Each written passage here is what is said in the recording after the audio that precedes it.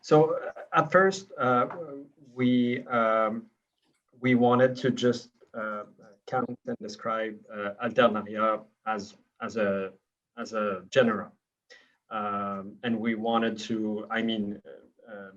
In the lab, we wanted to make sure that the Alternaria that we were identifying were as much as possible Alternaria solani and Alternaria alternata.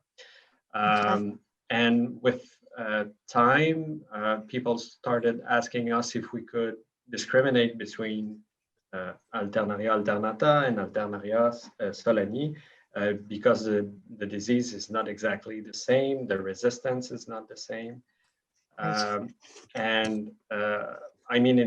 It's something that that we always wanted to tend towards. We always wanted to do that at some point.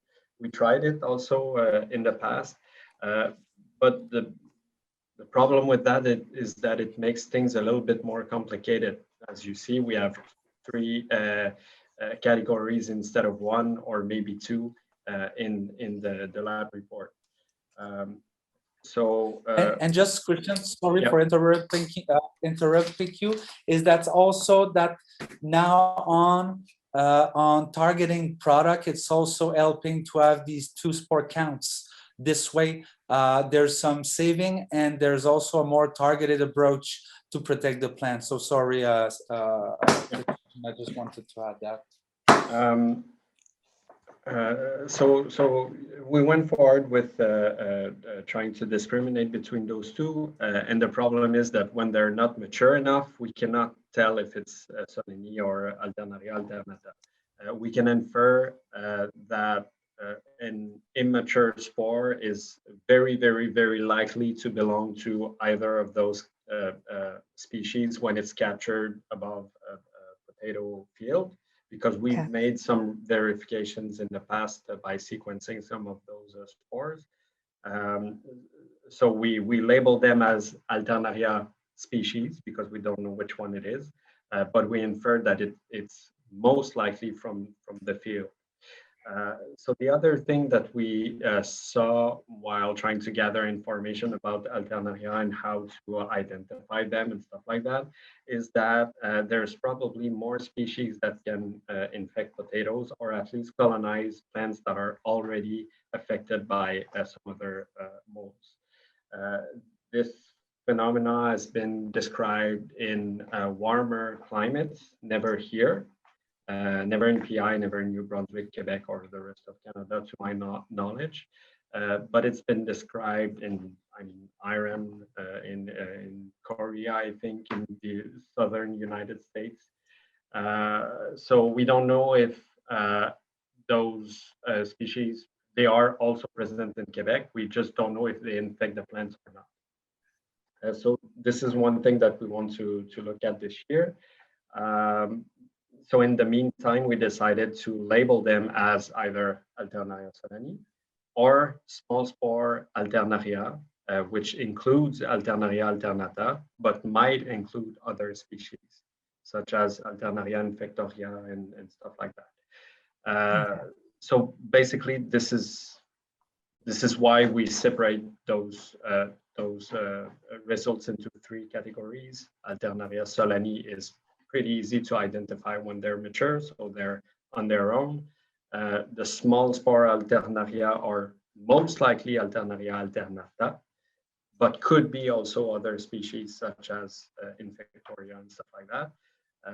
So we label them as small spore Alternaria, and Alternaria species are spores that are very likely immature, so they cannot be identified by microscopy. And the reason why we stick with microscopy is just that it's the most effective way of giving reports quickly. So the byproduct is that for some proportion of the Alternaria, we don't know what the species is. So that's pretty much it. I don't know if you have some specific questions about those, the way that we express those results. Well, yeah, I think that's a good explanation. I just want to make sure that I'm clear on it. And just one more detail. Yes. So it seems that in the countries where they were described, all the small spore Alternaria cause the same type of disease. So there won't be another, well, at least in the literature that I've seen, there is no small spore Alternaria that will cause early blight. They all cause brown spot. Okay. So yeah, so that was my first question, was that any of the, so you're grouping the Alternaria solani that are easily identified, and any of the other Alternaria spores are, the conclusion is that they will not be early blight. Yeah, that's right. There's Okay. one more type of Alternaria that exists, I don't remember where, that cause early blight, but it's not present here. It's never been described in Quebec, so Okay. we don't include it in our reports. Okay. So I'm just looking at, I just pulled open the report that Daniel sent me yesterday, I guess. So small Alternaria spores and Alternaria alternata type, those are the immature spores? No, those are, you could think of them as all Alternaria alternata because it Okay. doesn't make much of a difference. The Okay. reason why we put the label small spore Alternaria is that it becomes meaningful in southern United States, where we also do sampling. So just for sake of uniformity, we decided but we still labeled it this way, so we're sure that the label is okay, and we'll verify through the next few years as we can spot some plants that are diseased. We will sequence those molds and try to figure out if they do belong to a alternata or other species. Okay. Okay. So then the Alternaria SPP are the That- immature spores that's that right. are likely to be alternata. Yeah. Okay. Well, likely to be either alternata or solani. They could be both. Oh, it could be solani too. Yeah. Okay. Okay. I guess that was the part that I was unclear on, is Yeah. that It's that because when they're not mature, they're so small that yes. they don't have any morphological traits that we can grab a hold of. So we cannot Yeah. tell to which species it belongs. So we still have to raise the flag, but in this case, we don't know to which species it belongs to. Okay. So then if a grower is looking at the report and they're concerned about brown spot, and they want to make sure that, you know, they might have some early blight, but they also have brown spot, they want to make sure they're choosing a fungicide that would control brown spot, then they look at that second group, the small Alternaria spores. That's right. Okay. Although, well, you probably already know that, but Alternaria alternata can infect a lot of species. Can infect potatoes, but a wide variety of species that is unrelated to potatoes or tomatoes or stuff like that. So it could be Alternaria that comes from the weeds around the field also, and that it would be Alternaria alternata as well. It means that the inoculum is there, but it doesn't necessarily mean that there's infection in the field. This one is an exception because it's one of those pathogens that just infects pretty much everything that has cellulose in it.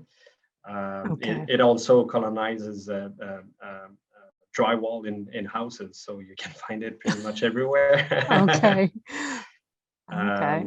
So yeah, this one, if we find it, it doesn't mean that there's disease, but it means that the inoculum is present. Or Alternaria solani, usually when we see it, it means that there is some activity somewhere. Right. Okay. Either in the field or around. It could come from somewhere else as well. So then I guess that's another question about if spores are caught of either the solani or the other two species. You're saying that if solani spores are caught, is it more than likely that there is already an infection in the field? Yes, but usually when we see it, if you scout for it, you usually don't find it. When we detect it the first few times, we go and look for leaves that are affected, and we have a very, very hard time to find them. So I think that the tool is still a very good indication very, very early into the infection process that there is something that happening. But yeah, when we go and look for them, because we always want to have fresh plant debris that are infected by those spores, and when we go and look for them, we usually have a hard time to find them. And there's Right. also the fact that sometimes those spores infect dead plant debris. So it's Yeah. just plant debris that fall to the ground. They get colonized by botrytis, by Alternaria and stuff like that. And we do detect them, but the plant is not infected. It's just plant debris that has fallen to the ground. Right. And that we realized that when we made some studies in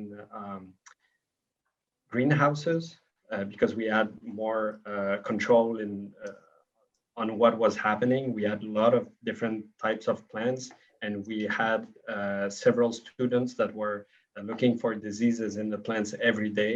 And we always would find some pathogenic spores.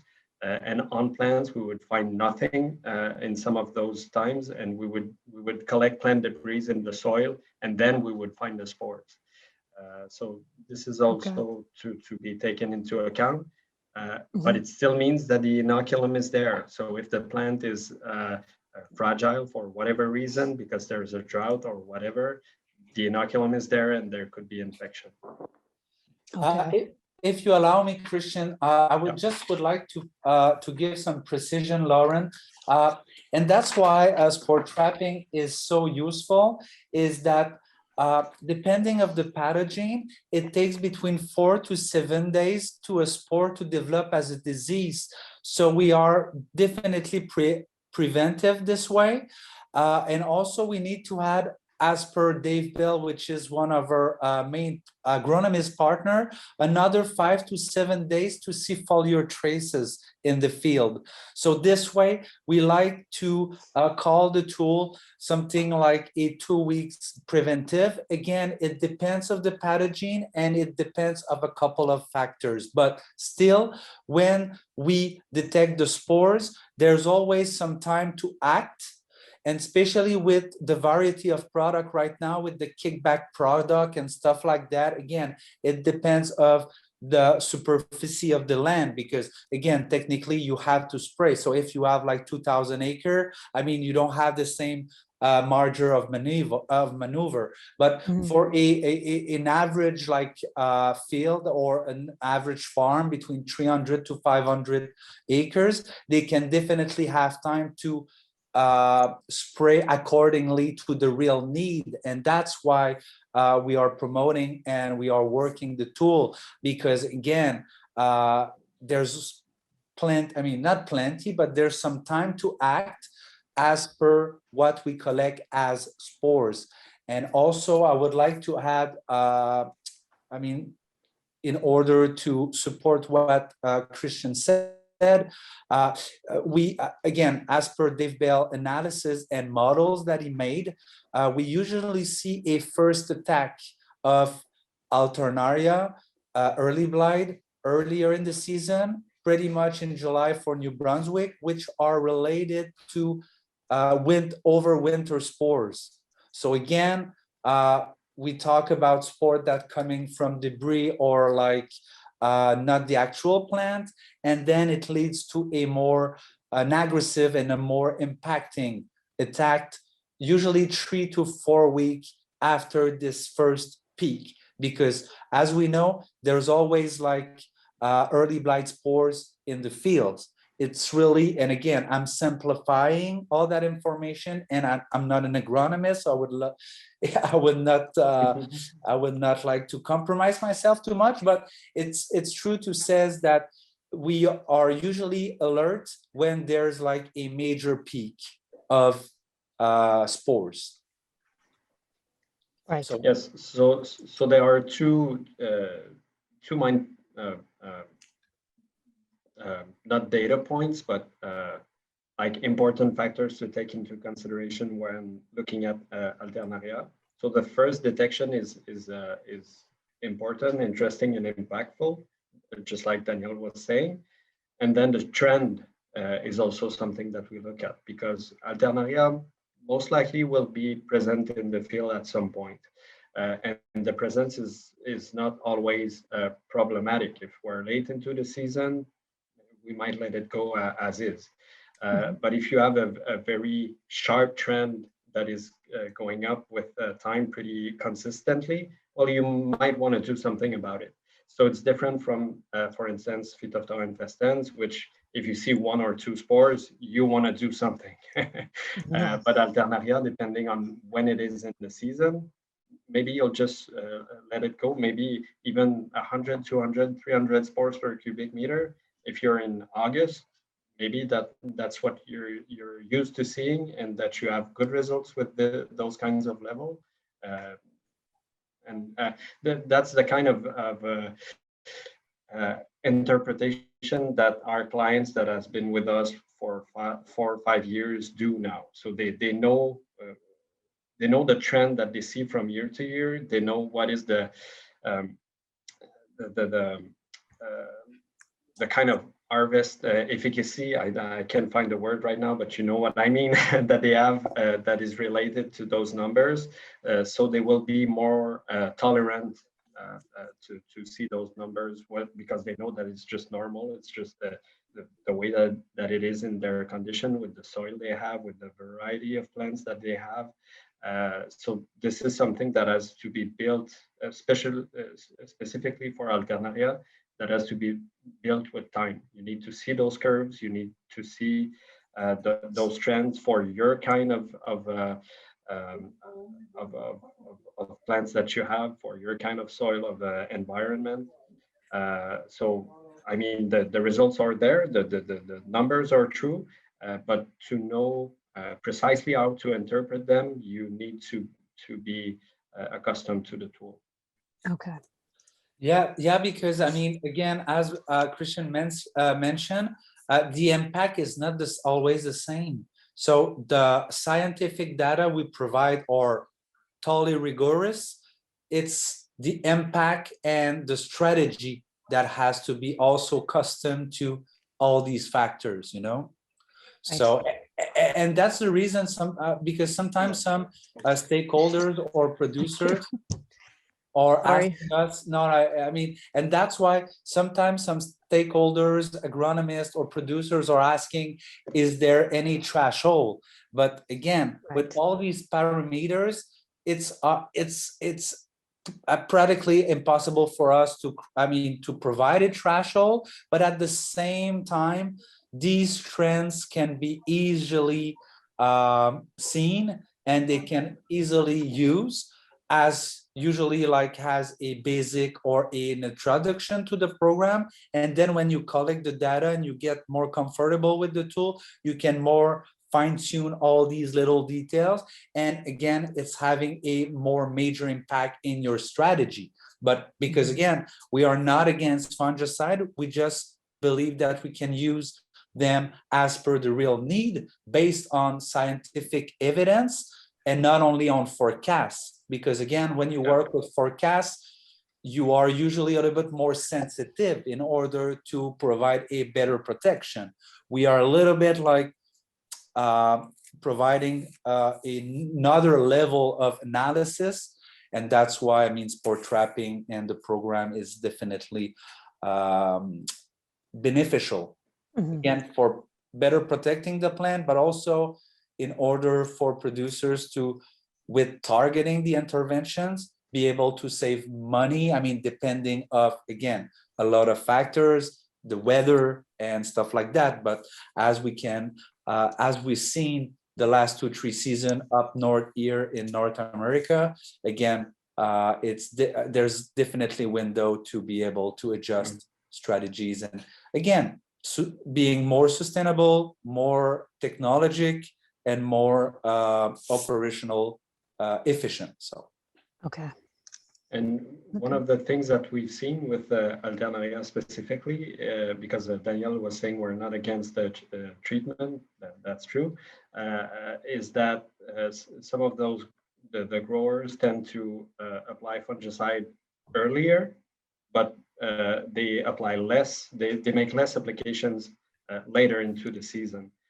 Because we've been able to detect those pathogens earlier, much earlier than what you usually expect, because as I was telling you, when we do see them, we have a very hard time to find the plants, the infected plants into the field. Right. But by treating those very early, probably weak plants, you have one less round of infection that will happen afterwards.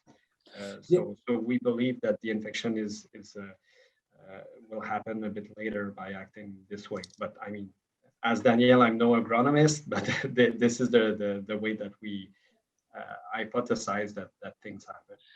Yeah, it's totally true, Christian. I mean, and if we refer to 2017 in New Brunswick, we detected late blight spores almost 2 weeks prior to the regular calendar. So this way, producers and stakeholders could act accordingly, because again, we talk about reduction when it's possible, but also like on the other side, being able to intervene even faster or even stronger.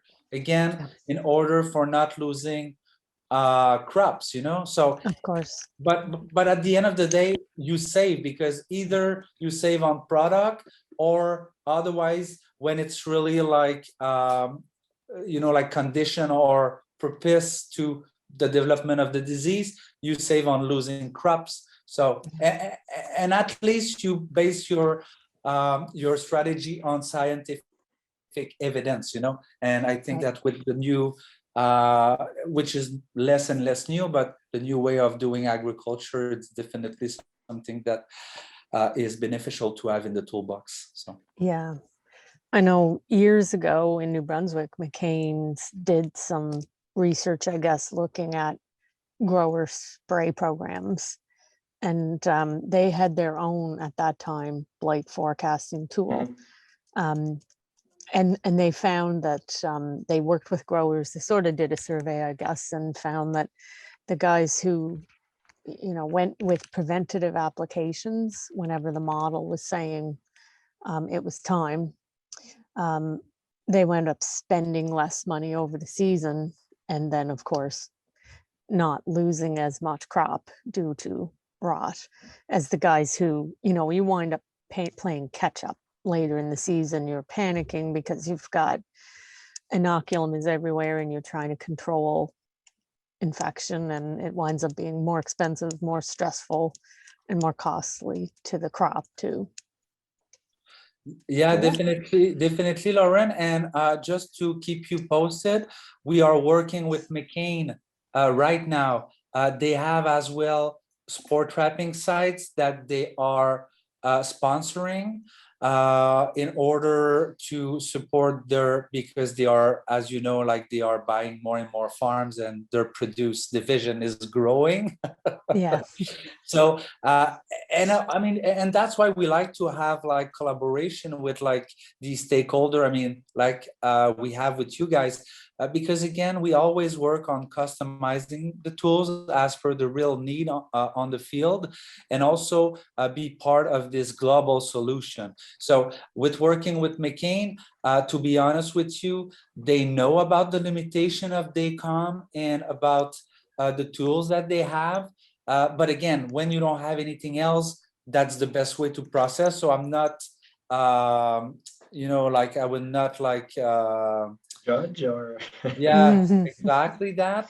But Right. they know that the future is in spore trapping. So this way we work together for being that option as well. So Good, very good. Okay, well, I think that answered all the questions that I had this afternoon. If you allow me, guys, Christian, would you like, I know that in the SR right now, we don't have the OMI set count, But Lauren, this is something that we have in the independent reports we are sending to producers. Without going in details, Christian, can you give us like a short description of what is it? Yeah. So at least, Lauren, you will know about it, and then in the Mhm. future we will be able to go a little bit more deeper in that. Okay. Okay.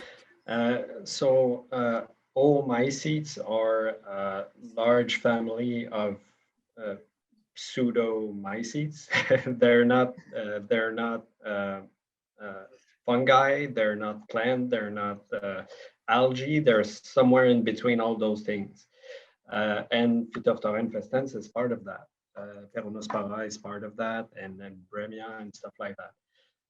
So the fact that they're not quite fungus, they're not quite plant, means that they have their own set of specific conditions that they need to grow. And we do have an idea of what is required. We do have a set of rules, of formula that when those conditions are met, we issue an alert or a high risk or moderate risk. I mean, in the report, you see how we label those. So we do have an idea of what is required, but one of the markers that we think is very interesting is to look at the other oomycetes. So if you have on any given day a lot of Peronospora, a lot of other Phytophthora, a lot of Bremia, Plasmopara, and stuff like that, it's most likely very indicative that the conditions are met for the growth of Phytophthora infestans if it were to be present.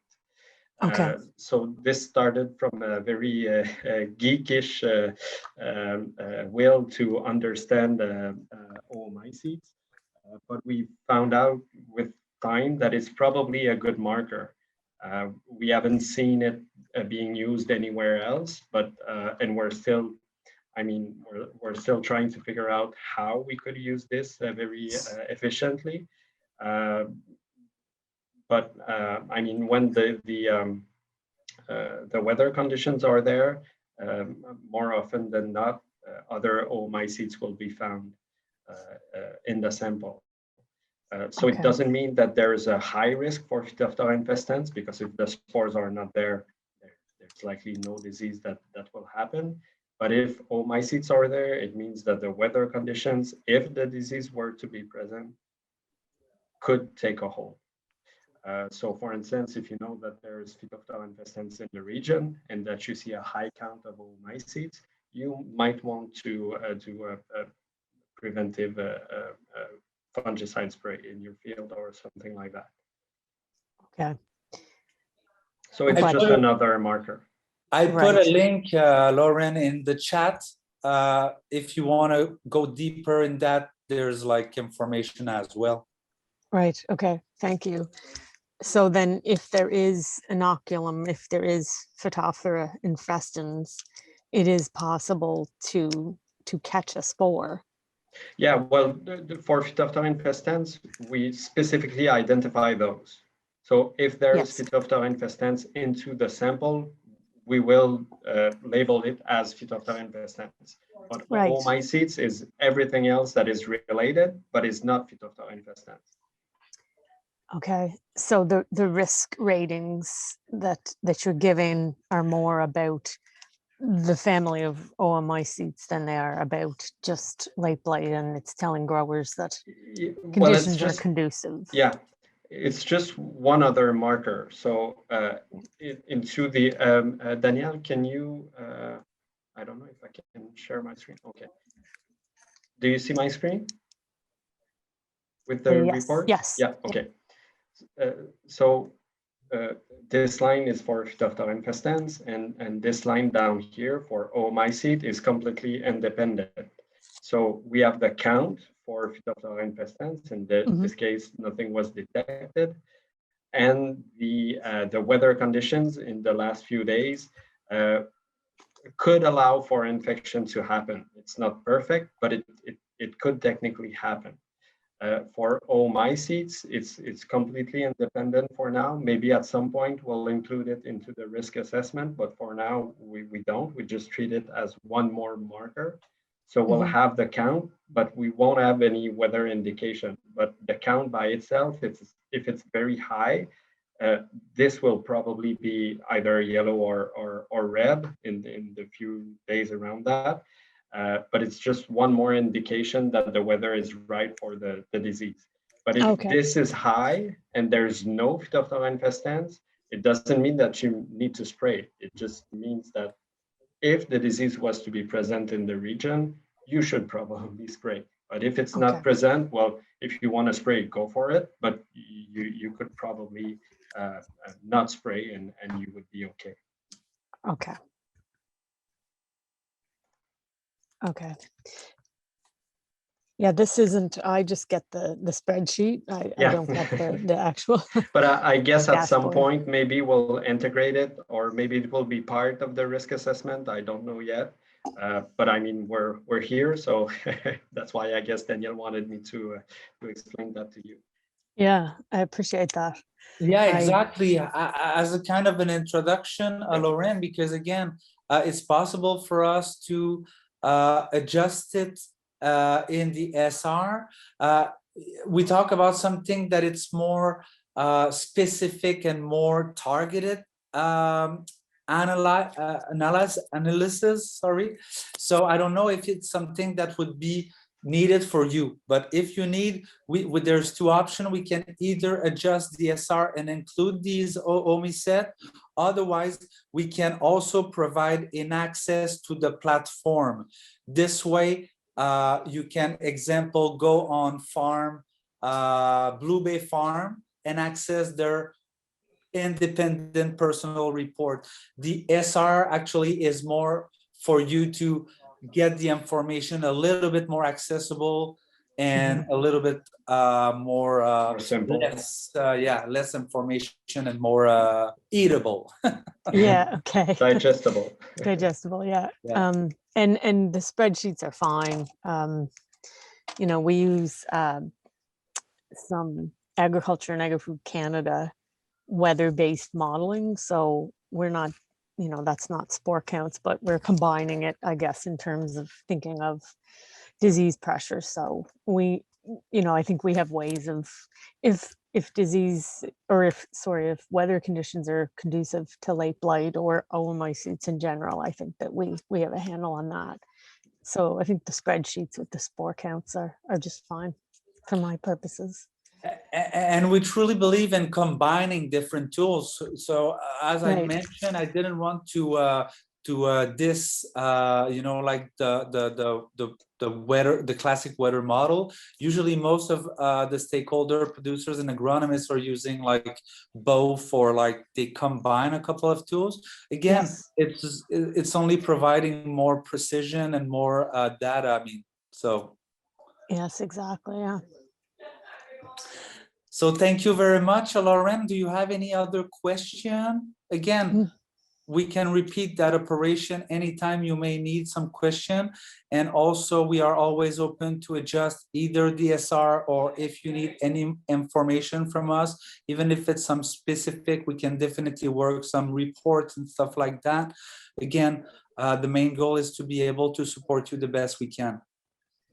No, that's wonderful. Thank you for that. And thank you guys for your time this afternoon. And it's nice to meet you, Christian. All right, likewise. Thank you. Thank you, everybody.